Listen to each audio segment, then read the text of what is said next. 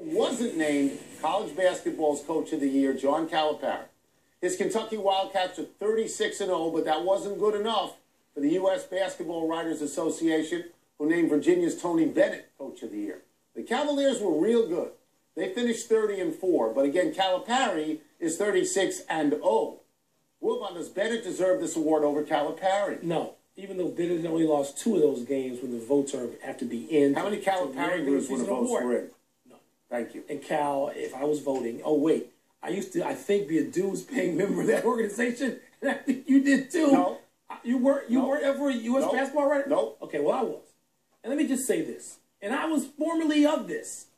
There's something worse than this out there when you do a little research, and you find that in the history of this award, and these are friends, close friends, many of them, Mike Krzyzewski, who has, I believe, 4 national championships and 11 trips to the Final Four, has never been this organization's coach of the year. And when you find that out, you say, you know what? Something's wrong here. There are too many individual agendas, or maybe there's a collective agenda. If Coach K is never your coach of the year, something's wrong. Here's the case I'm going to make for Tony Bennett, who's a really, really good coach. The case is this.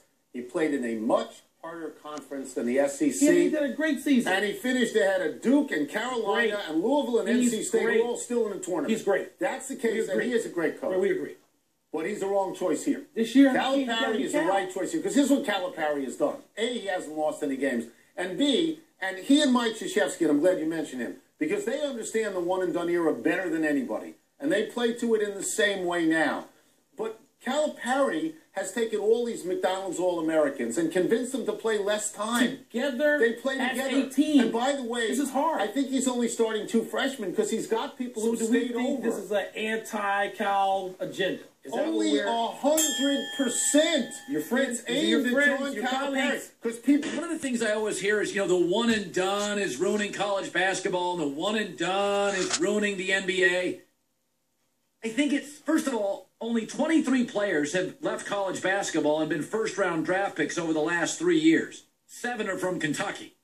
And it's not hurting Kentucky's program. The best program right now in America is Kentucky. Also, Duke has had 2. UCLA has had 2. They're both still alive in the tournament. All the teams you don't want to watch in college basketball are the ones that have guys who have been playing for 3 and 4 years. The best programs are Duke, and right now UCLA's hot in Kentucky. They've got all the one-and-dones. So all the good teams aren't the problem with college basketball. Kentucky has saved the tournament this year. Don't blame Kentucky, and they're the one-and-done champ. So everybody's blaming the one-and-done. How is Kentucky hurting college basketball? They're saving the tournament this year. They're the outrageously most popular team. Oh, it's killing the NBA. That's another myth. The NBA has no responsibility to put crappy teams on TV. Even this idea is killing the sport. Kentucky's a one-and-done factory. They're getting the biggest ratings. And by the way, that's where college sports makes its money. Television revenue. Dan, you're in the herd. Yeah, I just totally disagree with what you're saying about why Kentucky folks are tuning in to watch them.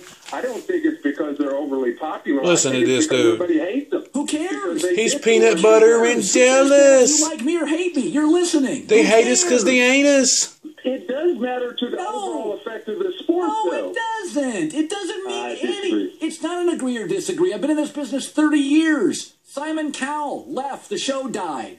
People watch to hate him. Who cares? Who cares if you... Fans hate everybody except their team. All the teams you hate, Ohio State football, USC, Notre Dame, Alabama, they're carrying the water for the sport. You don't get it. It's not about being popular. Nobody that's successful is popular because society's full of wannabes and haters and low self-esteem. Hate's a stronger emotion than love. You throw things when you hate. You don't throw things when you love. Dan, you just don't get it. It doesn't, you're listening to me. The reason is irrelevant.